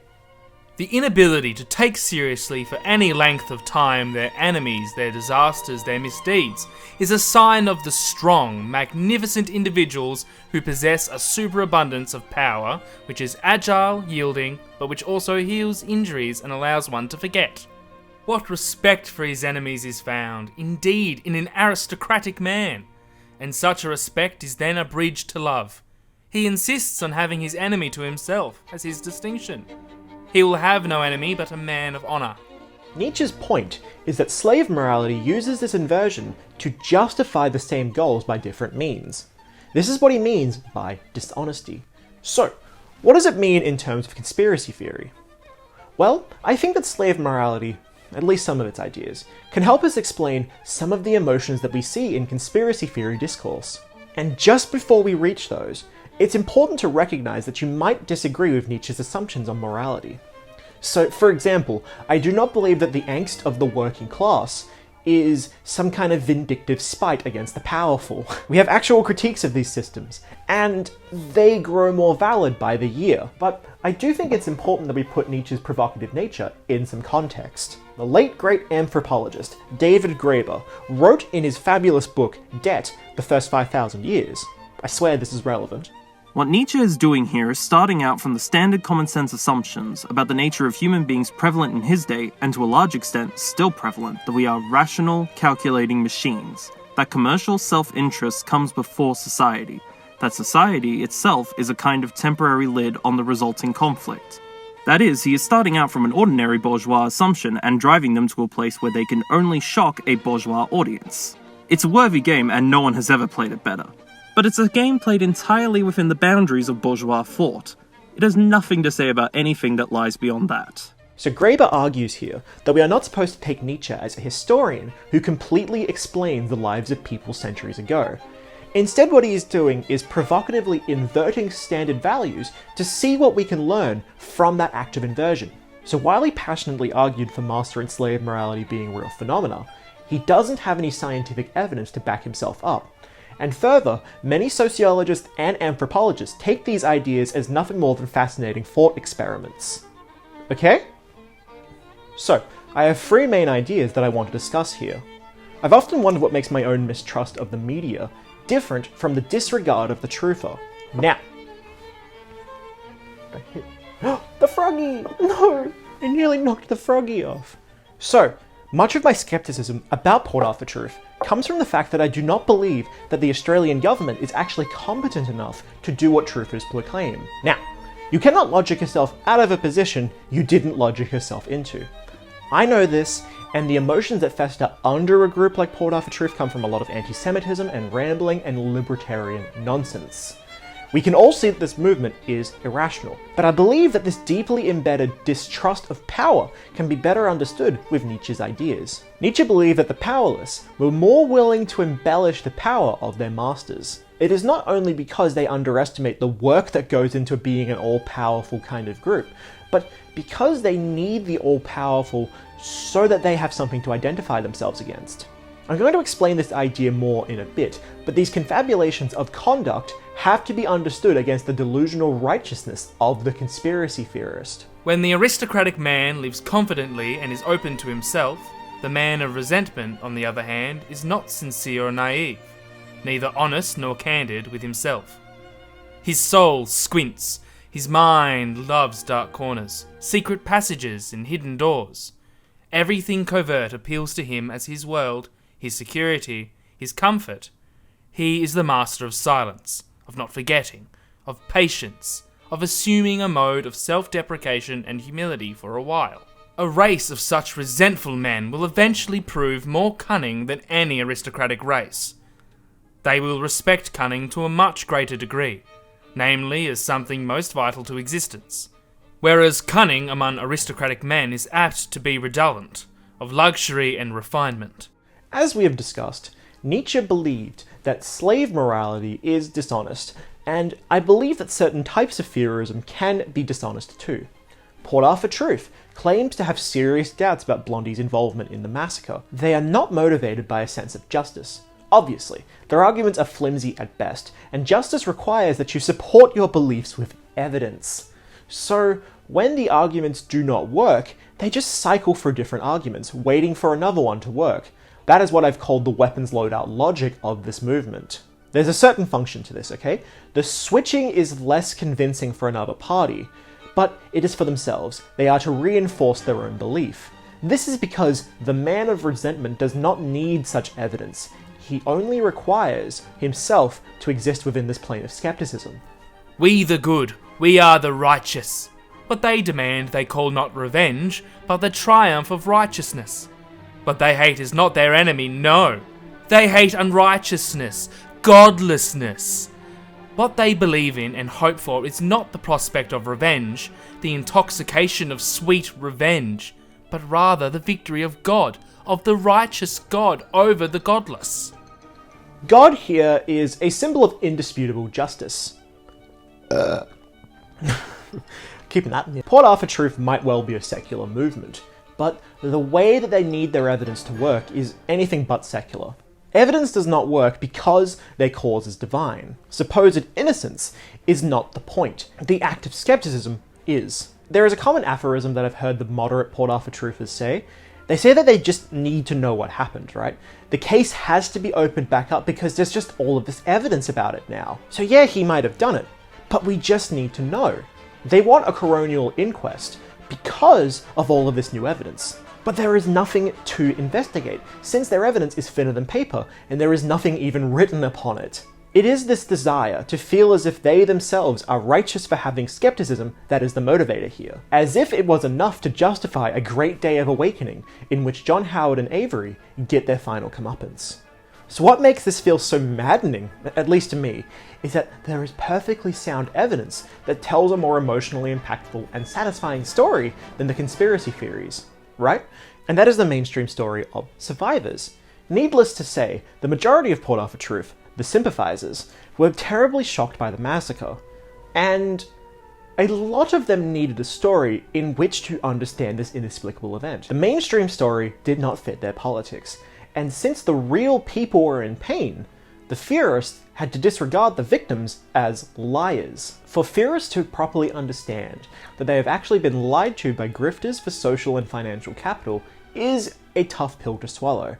They have to accept that their actions have hurt people, and rather than do that, they just double down on belief and become more extreme. Here one will also see that divinity is lacking not only in shame, And there is in general good reason to suppose that, in several respects, the gods could all benefit from instructions by us human beings. We human beings are more humane. Remember, evidence is immaterial because they don't want anything to actually have been proven. Their evidence has to be divine because indisputable proof is relative. Since everyone else is lying, they have to be right and holy. It is the height of absurdity. A movement like Coda for Truth gains its sense of power from this state of purgatory. I remember wondering for a long time why conspiracy theorists don't ever talk about events that have been proven to have actually happened. Modern conspiracists never actually talk about Andrew Wakefield or Fred Hampton. This is because, to put it bluntly, tangible wrongs eventually end. Justice has already been had, and you cannot continue the ritual of mindlessly repeating the same few thought-terminating cliches if the conspiracy has ended. So paradoxically, the fact that it is wrong and impossible is what keeps the most dedicated people in. This is because they never have to stop. Now, am I saying that Pats are just stupid here? No, far from it. I actually have great concern for these people, because this is a miserable experience. There is no future where you might feel fulfilled, and there is no hope of ever growing as a person. You know, it's cliche to say, but they are waiting for Godot. You know, nothing happens, nobody comes, nobody goes. It's awful. The problem of those who wait, it requires luck, and much of that is incalculable if a higher human being, in whom there slumbers the solution of a problem, is to act. Break out, one might say, at the right time. Usually it does not happen, and in every corner of the earth there are people waiting who hardly know to what extent they are waiting, but even less are waiting in vain.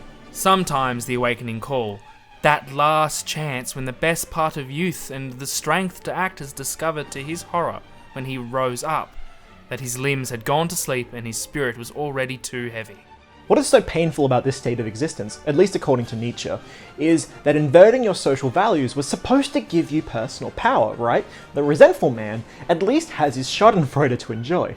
But this type of person who is stuck in limbo does not even have that to look forward to. They remain miserable in the cosmic sense. And I know a thing or two about that. I have been a conspiracy theorist for most of my life. Over different things. I dabbled in 9/11 truth when I was a bit younger. You know, it sort of fit my fledgling ideology at the time. I wanted to feel a bit like a rebel. It's been a survival mechanism since I was young. If you grow up in an insecure household, a dose of constructive conspiracism is just ingrained into you. And I also stayed in some relationships that a long time ago I should have gotten out of. I don't want to make too much of a thing of it, but I just wanted to communicate that I happen to know a bit what it's like to live in complete denial of your circumstances. To live with this sword of Damocles just dangling over your head. You live with the ever-present knowledge that someone you live with and someone who you care a lot about absolutely hates you. And it's difficult to admit that to yourself or to each other because of the sunk cost fallacy.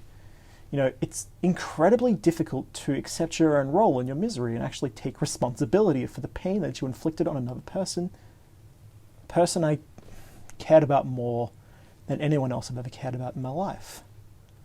And I'm not an angel. I fucked up a lot, but trust me, I am the king of denial. You know, gaze upon at my throne of want. And I think I snapped out of it about a year ago, the time I started this project. It's not just because I started learning a hell of a lot about the metaphysics of conspiracy theory, and as Nietzsche famously said, it stared back at me, but I got tired of living in spite of something. For about as long as I can remember, that's the way I've dealt with my mental health problems. You know, you live in spite of your own meaninglessness. You are like, well, I'm never going to let the universe take one out on me. I'm the big strong boy. I learned that living like that doesn't lead to living authentically and feeling satisfied about something. You know, pursuing the things you want to, or actually enjoying things that fulfill you is it's such a better way to live your life. And, leaving that space or that community or that relationship is, I can't describe how painful it is. You don't sleep or eat for days, weeks. I lost 15 kilos after everything happened. But if there's one thing I learned last year, the sooner you leave, the sooner you begin to heal. I also learned a hell of a lot about a certain mortuary truck. Yeah, this has been one of the weirdest copes of my entire life, but can't say it didn't work. I finally feel proud of something. So, I'm a big advocate for pointing out the existential misery of being a conspiracy theorist. Do you remember that I was talking about that book Spite by Simon McCarthy-Jones?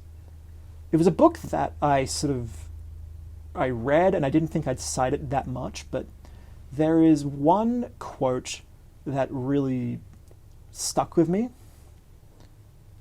And I think I'm just going to read it out now instead of getting someone else to do it. Trying to resist attempts at domination by other people makes some sense, yet applying the same sentiment to reason seems not to only be foolhardy, but actively dangerous. The decoupling of spite from its interpersonal context and its application to an abstract realm of forces could have severe consequences. We would be like moths, designed to fly toward the light of the moon, but now drawn to electric lamps. Existential spite would lead humans to be defined not only by their rationality, but by their willingness to oppose it. That is why I'm so passionate about trying to empathize with these people. Living against your better judgment is harmful. And yeah, I laugh and I joke at their expense sometimes. But I do not want anyone to live like this. Especially for, Blondie's sake. He is just a symbol to them. But what a pathetic thing to make a symbol out of. And I think that pathetic thing is what makes Port Arthur Truth so intoxicating to them. If this character can be divine, maybe they can be as well. Alright. Nietzsche was fond of the idea that people are self-serving creatures. And, yeah, I think he's wrong in some places, the lamb and the hawk and all. But the idea that people get self-gratification from being spiteful is something that is not controversial to say at all. Conspiracy theorists do not do this to themselves just for the hell of it. They have to want it. And that is the scary part. You can say that you want one thing and believe that you believe it, but it actually serves another drive in us that is difficult to describe. You may lie with your mouth, but with the mouth you make as you do. So nonetheless, tell the truth. You lie about the innocence of the Port Arthur shooter, but you are actually saying something that you want to be true, because it validates your existence. They're eager to speak, and despite being secular and sometimes shy, in their spaces, Port Arthur Truthers are evangelical. All sufferers display a distressing eagerness and ingenuity in devising excuses for their painful emotions. They reveal in their suspicions, dwelling upon imagined slights and injuries. They grope through the entrails of their past and present in search for obscure mysteries. So as to wallow in anguish of suspicion, they intoxicate themselves on the venom of their own malice. They tear open their oldest wounds and bleed from scars long since healed. They blame and vilify friends, wife, child, whomever is near to them. I suffer, someone is to blame. All sick sheep think this. When you put all of this blame onto someone else, you are never able to take responsibility for your own self. You suffer from your actions and the pain that you inflicted upon yourself. This is the core of the sunk cost fallacy. You just have to wait a bit longer to hold off that dreaded cognitive dissonance. To this, Nietzsche says to the sheep, but his shepherd, the ascetic priest, says to him, "Quite so, my sheep. It must be the fault of someone, but you yourself are that someone. You alone are to blame. You yourself are to blame for yourself. That is bold enough, false enough, but one thing is at least attained thereby. As I have said, resentment is diverted." This point is important because it shows us a way out of conspiracism. I must reiterate that yes, the powerful must indeed be held accountable for their misdeeds. I believe in justice, and while I am very critical of our current system, I am willing to work with a healthy sense of mistrust, rather than completely disregard it. I believe that understanding your enemy helps you to recognize their traits within themselves. I think that I have made an interesting case that sometimes conspiracism can be fueled by what Nietzsche calls the resentful man, but this does not fully acknowledge something that is central to the epistemic critique. Conspiracy theorists view heroes and villains differently from you and I. Alright, third try because my fucking camera wasn't in focus and I lost 2 hours worth of recording. Yay! I love my life. So I've said before that I don't think that such a thing as evil exists. The concept is just very theological to me, and I don't like it. In fact, I have never had my thoughts better described than by Australian author Helen Garner. I remembered the sense I'd got, from even the most laceratingly remorseful of those candid speakers, that evil or violence or the urge to kill is like a storm that rushes in from the outside. The killer's nature is weak or porous. For whatever reason, his defences are down, and this force inhabits him, uses him as its tool, destroys, then rushes on, leaving its host empty, limp, like a glove. So her problem with the word evil is that it removes the perpetrator from their agency. When she asked a friend of hers who happened to be a priest, he responded, I think there is good reason, for the long tradition which speaks of evil in the third person even gives it a name. It seems to treat the human as a kind of host, like a parasite. I do believe there is such a thing as diminished responsibility. But the hardest thing to get an aggressor to accept what responsibility is appropriate. So, I don't like to use the word evil, it's a cheap adjective, but we are inevitably going to have to use it when we talk about heroes and villains. So, bear with me there, okay? I have a history of fascination with two topics, death and extremism, and I'm not just talking about the Norwegian black metal scene. No. I can't believe I left that joke in there. While the latter is discussed a fair bit on YouTube by creators like the aforementioned ConjurePoint and Innuendo Studios, the former is still a bit taboo. Fear of death is a fascinating topic that completely dictates your worldview, memento mori and all that.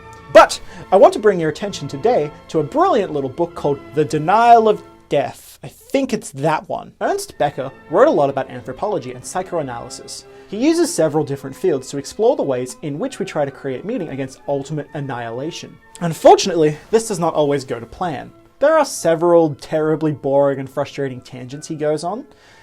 They stray so far away from the point, and they are often just really transphobic. Like, oh my god, J.K. Rowling is blushing. So, I'm not saying that he was a perfect genius or anything. These tangents are often just frustrating and nauseating, but when the book actually stays on topic, it's fascinating. So I want to explore those ideas. Becker argues that human beings are narcissistic creatures. He does not say that this, in and of itself, is necessarily a bad thing. We are just limited to our own perspectives, so of course we are going to rely on that to comprehend, well, everything. Along with being narcissistic, we also require a lot of self-esteem. To Becker, this is one of the great paradoxes of human nature. But man is not just a blind glob of idling protoplasm, but a creature with a name who lives in a world of symbols and dreams and not merely matter.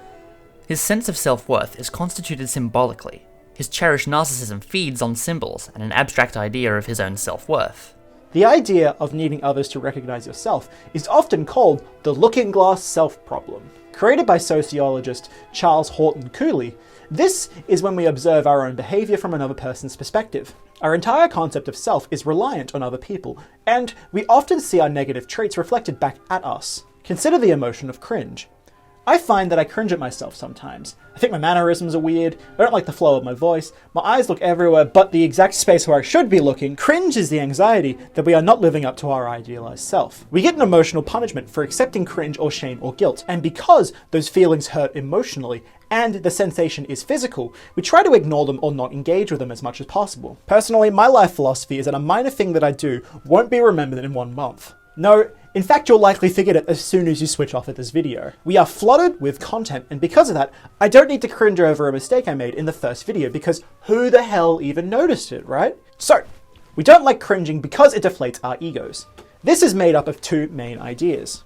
When you combine natural narcissism with the basic need for self-esteem, you create a creature who has to feel himself an object of primary value. It is that they so openly express man's tragic destiny. He must desperately justify himself as an object of primary value in the universe. He must stand out, be a hero, make the biggest possible contribution to world life, show that he counts more than anything or anyone else. Because we understand the world through ever more elaborate stories, we can sometimes feel confused about our place in said story. So, we have this kind of drive to valorize ourselves. We live in utter darkness about who we are and why we are here, yet we know it must have some meaning. What is more natural, then, than to take this unspeakable mystery and dispel it straight away by addressing our performance of heroics to another human being, knowing thus daily whether this performance is good enough to earn us eternity? We want to be seen as heroic because there are psychological rewards and social benefits to being a hero. We enter symbiotic relationships in order to get relief from our anxieties, our aloneness and helplessness. But these relationships also bind us. They enslave us even further because they support the lie we have fashioned. So we strain against them to be more free. The irony is, we do this straining uncritically. A large part of how the conspiracy theorist sees themselves is as a hero via transgression. The powerful supposedly do not want this information to be public knowledge, so your belief in and of itself is an act of spite. And that act of spite gives them a lot of pleasure, so much so that it's one of the few things that actually keep them inside of their respective movements. The conspiracy theorist gets to pretend to be a hero against often pretend oppression. This makes them less engaged with the reality of political discourse, because reality is boring. Now, much of Becker's thoughts on heroism are related to how it is tied up in death drives and an aversion to the fear of death. I'm afraid that is just a little bit too broad for the scope of this video. But another author did help me understand Becker's ideas of heroism in a more relevant context. In his magnificent book, This Thing of Darkness, A Sociology of the Enemy, sociologist James A. Aho wants to understand the flip side. Where Becker is interested in the benefits of heroism, Aho wants to know what we benefit from when we construct villains. Aho spent a lot of time in the 90s studying American evangelical and fascist groups to see what made them tick. He would go on to be a pioneer in that field, and he has written many interesting books if you're into that sort of thing. Since this is his background, he uses a lot of examples of fascists. I am not saying that Port Arthur truthers are fascists. Only a few of them are. They do not like their nation state enough to submit to one. Aho believes that the nature of the enemy is paradoxical, so intrinsically his three reasons are paradoxes. The first function Aho found is that constructing a ghastly enemy justifies the use of violence. We would generally say that the quality of a bad person is that they indiscriminately do a violence on people who don't deserve it. They bonk, they whack, they maim! Aho argues that people actually construct enemies for the purpose of doing heinous things to them. The construction is advertised as defensive, but it is actually offensive. We have observed this phenomenon several times when we've talked about anti-Semitism. Remember, the anti-Semite believes that there is an imaginary cabal of bad people that are plotting something bad. This plot is so evil that it justifies, in their own minds, defensive violence. And the construction itself alleviates guilt. Aho says that the fascists he interviewed didn't see themselves as evil. Of course they didn't! Almost no one can maintain such a view of themselves, as we've already learned from Becker. The sociological comprehension of political violence contains a grave risk, the danger of becoming demonic oneself. For it can, if taken incorrectly, be considered an apology for moral relativism, nihilism, and ultimately for cynicism of the sort congenial to fascism. The second and most useful function of crafting enemies is the magnificent ability to assemble your allies. As groups create bigger villains with more dastardly motivations, they become closer together. There is nothing quite like an enemy to unite a group of people with deep disagreements. In this case, you're not bringing together otherwise disparate communities together for love and friendship. You are making them more afraid. So the paradox here is that the more afraid people are, the more they have to band together. And for people to feel safe, their personal lives have to become increasingly precarious. There can be no harmony without chaos, no peace without war. While groups ostensibly fight only to secure their own short-term interests at the expense of others, the latent function, or unintended end, of such fights is social solidarity. The final function is directly involving the actual crafting of the villainy. So to explain this, I'm going to give you a quick story from my personal life. When I was in high school, there was a boy in my class. For the sake of simplicity, I'm going to call him Alan. I don't want to dox this kid. He was the smallest boy in my class, and he was very, very annoying. He would always rant and rave about some show he was watching, and everyone hated him because he wouldn't shut up. But I really hated him. Now, I'm not a person prone to hate, and I can honestly count how many people I've hated on my hand in my entire lifetime. It's been over a decade since then, and I realised recently that we probably could have been really good friends. We were actually very similar, and we had a lot of the same interests. And what I know now is that I was taking a lot of the things that I didn't like about myself, being autistic, being pedantic, loud, small, annoying, and I was kind of projecting all of these things onto this kid who did nothing wrong to me. Well, he did try to catfish me once, but that's not the point. So instead of actually working on myself and being better, I just bullied the shit out of him. Aho noticed this tendency towards projection in many of the people he interviewed. In each of these cases, the protagonists have unconsciously identified their own forbidden fantasies and actions, their own diabolism, in the enemy. This is why it can be said that protagonists constitute enemies from their own substance.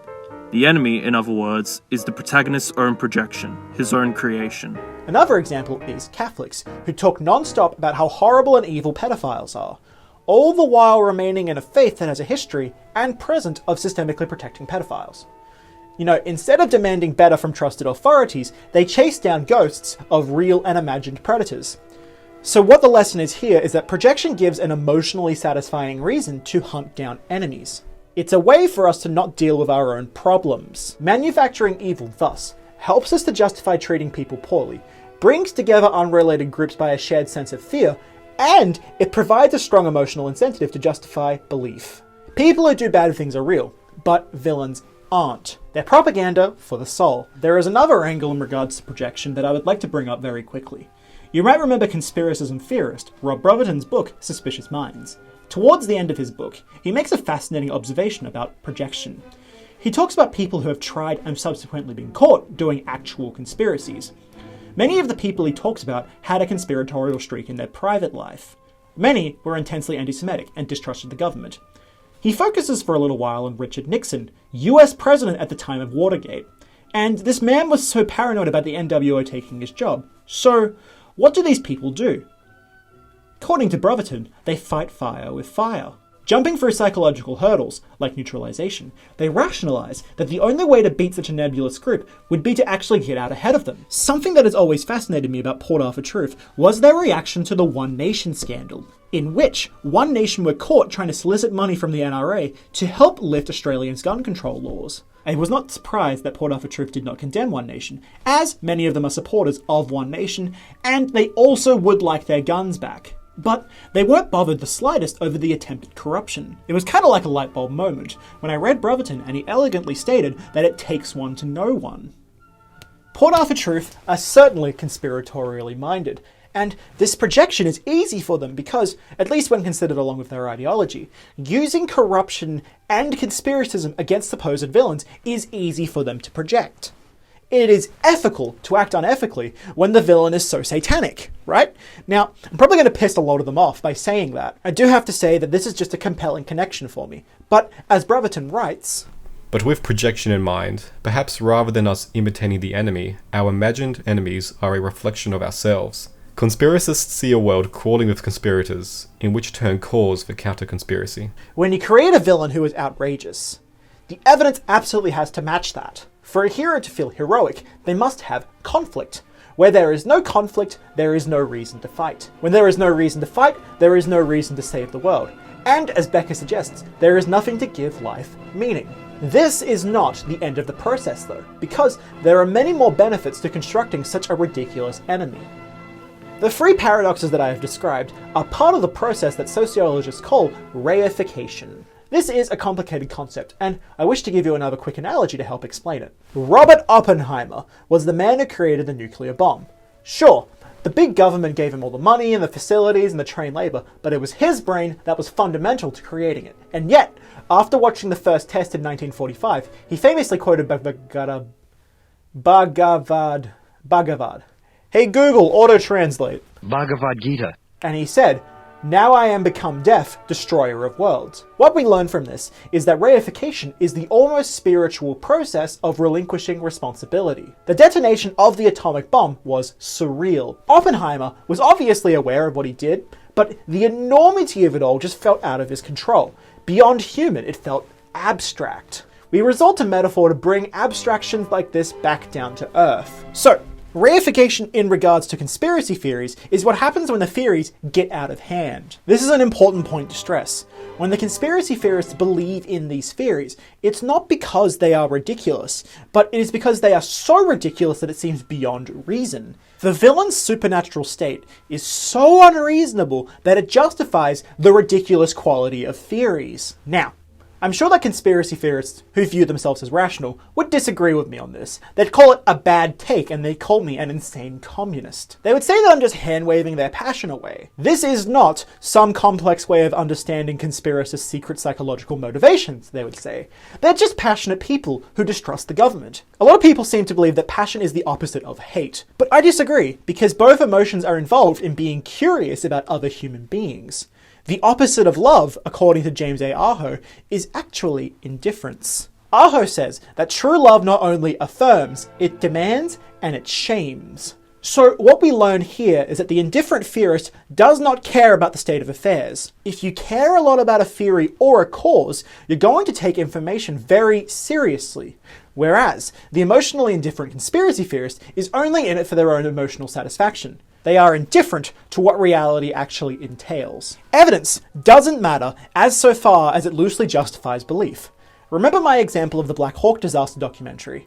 It is the gesture of sharing evidence that really matters. If they were passionate about this information, they would actually examine it and form an opinion.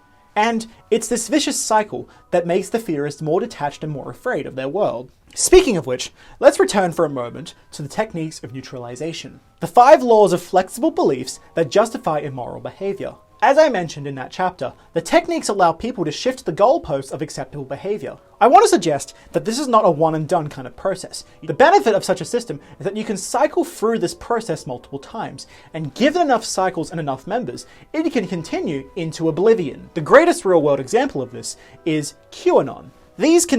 I don't even know if you can call them conspiracy theorists. These people have bewildered so many because it seems on the surface to be so holistically farcical that it is difficult to imagine anyone believing in it. When a community is ideologically frustrated, and individual members are suffering from severe cognitive dissonance, they can either redirect that energy into something new and constructive, or they can continue business as usual in pure undiluted spite of themselves and others.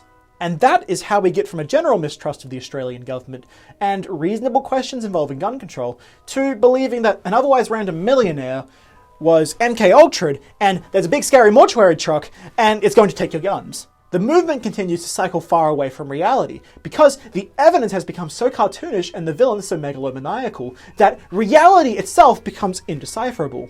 We have to understand that they aren't looking for reality. That's not what's being sold here. They are looking for a conspiracy theory that sells them verisimilitude. That's a word that means that it's a plausible simulation of reality. It is not real, it is not satisfying, it's just plausible.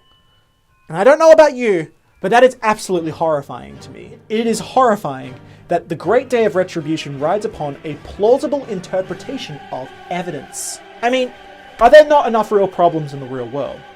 Of course there are, but systemic critique is hard and it's sometimes abstract. Why focus on things that could tangibly improve the lives of people you might never meet, when you could just believe in plausible things? Other people's problems, colonialism, white supremacy, those things actually benefit you.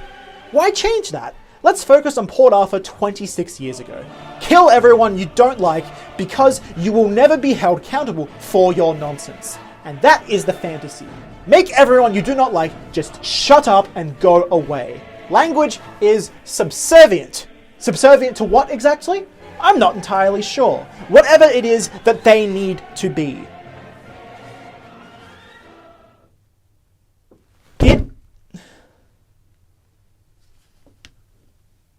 It's...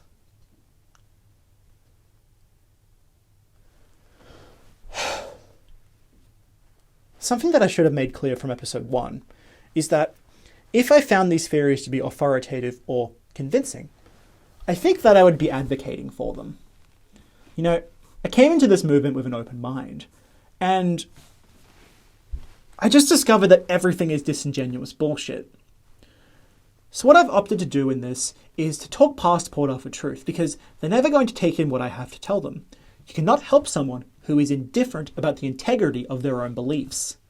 They have to take the first step in getting help. So I want to pause before we move on to the next chapter and thank any Port Arthur truthers who have watched for this long. You know, I've probably come across as a bit harsh over the past 10 hours, and I just want you to know that I truly care about this topic. As I said at the beginning, I wanted to help you get out of conspiracism with this series, and because you're still here, that means you are on your own way. You have proven to be a curious person who willingly challenges their belief so that they might improve themselves, and that is not something to ignore. Look, I love learning, and I don't want to come across as like a boring substitute teacher who's trying to stop a rowdy class from being loud. You know, I think learning is special, and I really like showing people cool things about psychology and philosophy and the world, you know? I hope that you are able to understand just a little bit better where these miserable beliefs lead to. They make you a less curious person. And that is a tragedy to me.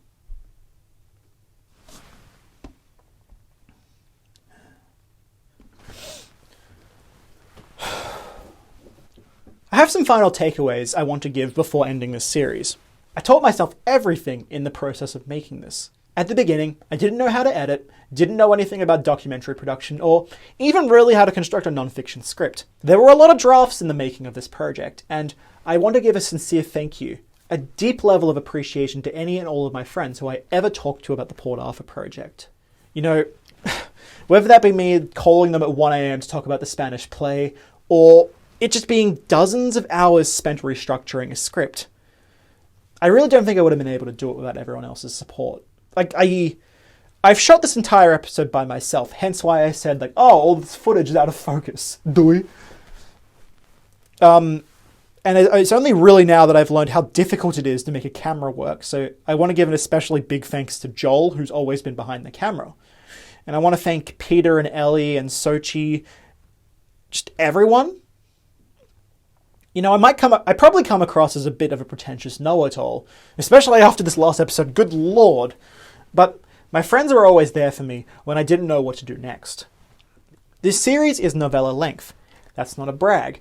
And I figured that I'd never get it published as a novel, and I thought it was a good excuse to teach myself video editing. I don't want to just sit here and talk about all the new things that I learned, but there is one last book that touches on the Port Arthur Massacre that I think is important to discuss. Any Ordinary Day by television presenter Lee Sales is the kind of book I really wish I read at the beginning of my research. There is so much good information about how people create meaning out of nothing in the very beginning of the book, and it is thoroughly fascinating. After going to hospital due to several complications related to her latest newborn, Sales decided that she wanted to write a book about people who experienced the worst day of their life and then just kept going on. You know, she meets people who lost their spouses in horrible disasters, people who are near mortally wounded, and people who have suffered more than any of us can easily imagine. The most well-known victim of the Port Arthur Massacre is Walter McCack, a pharmacist who lost his wife and 2 daughters. It is the most well-known set of murders because it feels the most unfair to the public. Now, I've only mentioned him briefly because this man was harassed by the press, and we, the public, learned way too much about him. You know, what's frustrating about being a high-profile survivor or victim is that you become known by your pain. The media will reach out to you every year on the anniversary, or if something related to the massacre becomes news. They want to hear from you, your take, your opinion. Pauline Hanson denied the massacre? Let's ask Walter what his take is, he's related. News media cast these people as the victims. They become synecdoche for all of the grief, and I personally see this as very unfair, even if it is understandable. As Sales writes, we become emotionally invested in finding out what happens to them next. Sales is very honest in her book about the apprehension she first felt when meeting McCack. She was surprised about how down-to-earth and human the man was. Walter says he has gotten used to people not treating him like a human being, but as a kind of manifestation of something horrible that happened to Australia. In the year after the massacre, Walter would go shopping and women would sometimes recognise him, burst into tears, and quickly rush away without saying a word. The one I think about was my friend Doug, who I played cricket with and who was the dad of one of the girls who worked in my pharmacy. And one day, I was walking down the street and he was coming the other way. As soon as he saw me, he turned and started walking the other way. I sort of had to make a split-second decision. What am I to do? If I let him go, we'll probably never have a conversation ever again. He describes how he had to chase Doug down and comfort him. This is a sentiment repeated again and again in her book. The responsibility of survivors to comfort their friends because they don't know how to handle the extreme grief they're going through. And I have empathy for people like Doug because I get it. When we hear stories like Walter's, we intrinsically try to understand from our own perspective.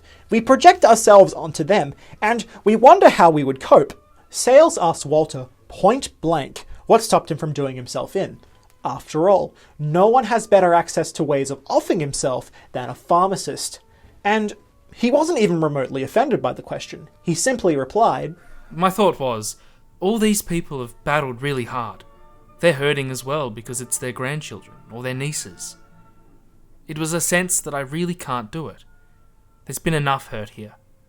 It's not to say that I haven't thought about wanting to do that, but it would be really bad for that to be the case. Walter also discussed how he felt relatively fortunate for not being physically injured. He speaks about how he once met Caroline Lawton, who you will remember as the woman who lost her daughter and was herself shot in the cafe. Sales describes this as quite humbling to behold. A man who lost so much still views other victims with compassion and humanity. Another thing that people find remarkable about Walter is his restraint. As Margaret Scott wrote back in 1997, The country's mood was volatile. In Hobart, there had been threats against the medical staff who had treated Blondie's burns, even bomb threats against the hospital where he was held despite the fact that his fellow patients included many of those injured in the shooting. So, if Walter McCack had chosen to call for vengeance or for the restoration of the death penalty for murder, he might well have unleashed a fury that would have been difficult to contain. Instead, he created the Alana and Madeline Foundation in their memory. Anyone who was around my age grew up with this program, and I remember my better buddy fondly. If by chance they're in the audience, hello Lou, I hope that you are well. This is one of the things that Walter is genuinely proud of. Knowing that they're remembered in a good, positive way, and that it's going to continue beyond my lifetime, that makes it even more special. It is the small things that make the event so interesting to me. I have discussed so much toxicity and negativity that I thought I would end this piece with some of the best things that happened after Port Arthur. So speaking personally for a moment, when I started this project, I was in the very early stages of some grief. And I'm not saying that to get sympathy points, and I won't be getting into it here, but reading stories from men like Walter and his father-in-law Keith Moulton, they really affected me. There was something about seeing other people go through grief as well. Now, look, I was not going for anything near as bad as losing 3 family members, but the fact that these men and women were Tasmanian and continuing to move forward was something that was really special to me. The stories of Bridget Cook and Ian McElwee taught me a lot about grief, and they made me feel less alone. I've always particularly liked how when Bridget got her victims' compensation, she refused to spend any of it on medical bills. She wanted to go on a holiday so she could remember it all as a positive thing, and not the horrifying massacre. You know, a woman who was shot through both of her legs and lost a lot of muscle and had to do a lot of rehabilitation, climbed to the top of the Eiffel Tower less than a decade after. And I'm always going to admire the resilience of people like her. You know, maybe it was these stories that actually strengthened my aversion towards these conspiracy theories. But I have to be honest, and I found the conspiracy theories first, and they were just not persuasive. There are also the unexpected consequences of the massacre. A man named Andrew Mills was killed in the Broad Arrow Cafe.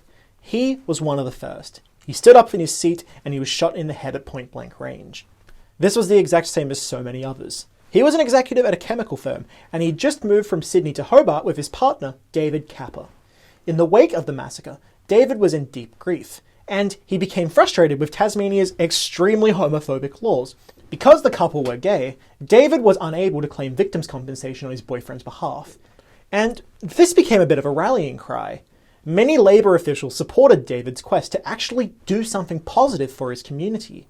The death of Andrew Mills and the massacre would later contribute to the Labour government's push for long overdue law reforms in Tasmania, which recognised same-sex partners. A raft of reforms which gave same-sex couples the same legal rights as old de facto couples was enacted in Tasmania on the 1st of January 2003. Tasmania went from the most anti-gay state to the most progressive in Australia, I have discussed at length the effects of gun control in Australia, and these things have been truly positive. Suicide rates for young men went way down, domestic violence related homicides went down, and that's a purely good thing. Now, there are those who are still suffering after the massacre. Of course they are. You never get over something like Port Arthur, but we have learned a lot of lessons since the massacre. And I will never stop being astounded by the amount of empathy the world showed my little state at the bottom of the world. I started this series with a quote from Walter McCack's biography. In it, he highlights the Dunblane parents, and I will always be astounded that, in Port Arthur's wake, they sent their love and support to us in Tasmania. They had gone through something similarly horrific 6 weeks earlier, and they wanted to let us know that we were not alone. There's a weird tendency with media surrounding the massacre. It's difficult to describe. It's a kind of affective technique that they use to emotionally manipulate the viewer. The news will show you this sad and miserable story, and then they'll salivate over the glorious irony of Blondie being locked away for the rest of his life, when he just so desperately wanted to die. He's been locked up here in Risdon Prison for 20 lonely years. So he did this terrible crime. He thought he'd get fame, he thought he'd get notoriety. What did he get? The term of his natural life. Why was it so easy for you to harm so many people? Relatively insignificant character, simple-minded. Protected from other prisoners and protected from himself after suicide attempts. You would think that the rest of your life in prison is better than instant death or a death penalty. Wanted to die, but not as slowly and as miserably as this. In fact, I have indulged in this kind of vengeance effect myself. Not only in the first episode of this series, but in my first draft of this series, I was just so angry about how everything was. But as I reflect, I think that the whole thing is tragic. Obviously, Blondie deserves to live the rest of his days in prison. He's entitled to his basic human rights, but he should never leave. But I can't help but wish he didn't throw his life away over something so stupid and painful. While I was finishing up my research, I reread a short story by my favourite author, Haruki Murakami. In his story, The Silence, the protagonist has been ostracised by his classmates over a petty lie and an act of violence. Years later, the protagonist sees a man who started the rumour, and he says to himself, I felt something like pity. I mean, was this really the best this Joker could do? Was this all it took to give him such airs of superiority? Could he actually be so satisfied, so happy with himself for this? I was practically moved to grief. To think that this fool would be eternally incapable of knowing true happiness, true pride. That there existed creatures so lacking in human depth. Not that I'm such a deep guy, but at least I know a human being when I see one. But his kind, no. His life was flat as a piece of slate. It was all surface. No matter what he did, he was nothing. And honestly, that's kind of how I feel about Blondie these days. I said at the beginning of this series, we do not say his name, not because it is evil or offensive, but because it is not worth remembering. I truly hope that he opens up to Carleen and he begins to truly understand what he did beyond his own hedonic impulses. And hopefully, one day he will apologize and finally make the effort to make himself a better person. You know, what do we gain from treating this person as a monster for eternity? I want to show this person empathy, but I can't reconcile the amount of damage he did. He can't be forgiven. But I think the public should stop indulging in this vengeance effect. You know, why focus on him, especially when so much else happened after Port Arthur?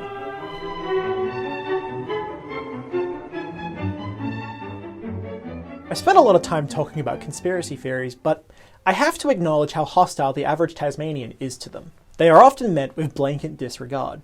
I do not think that this is unearned. Conspiracists have mostly been disdainful and utterly disrespectful to victims, so I aim to try and take them seriously for the sake of explaining why I thought they were wrong. I hope that I have been successful and respectful.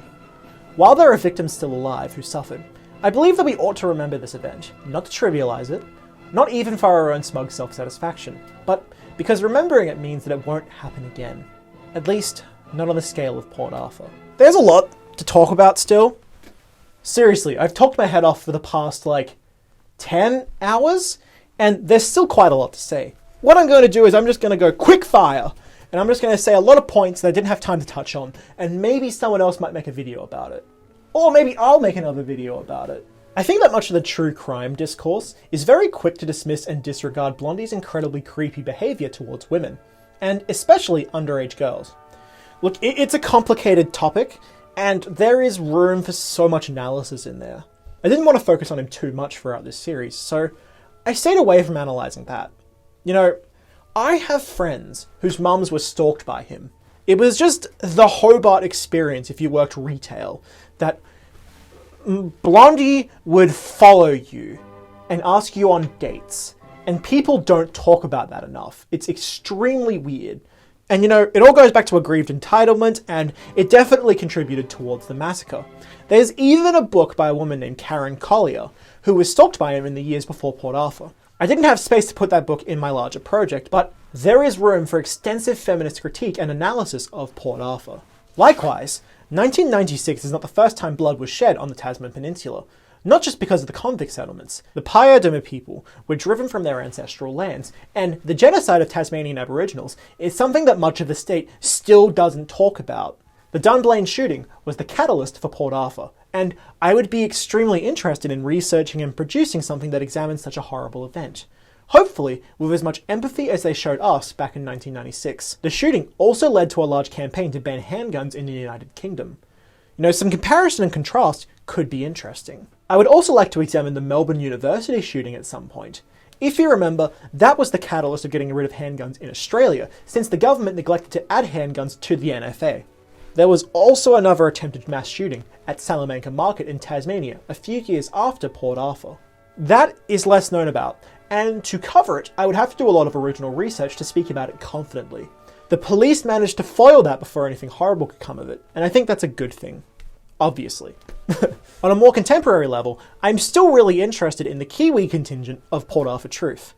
I said that I would have to do a lot of research to understand New Zealand gun control, and how these people latched onto Port Arthur Truth in the wake of the Christchurch mosque shootings. But that is still something that I think is important and would make for an interesting video or two. There is still so much to be said about the coverage of the Port Arthur massacre.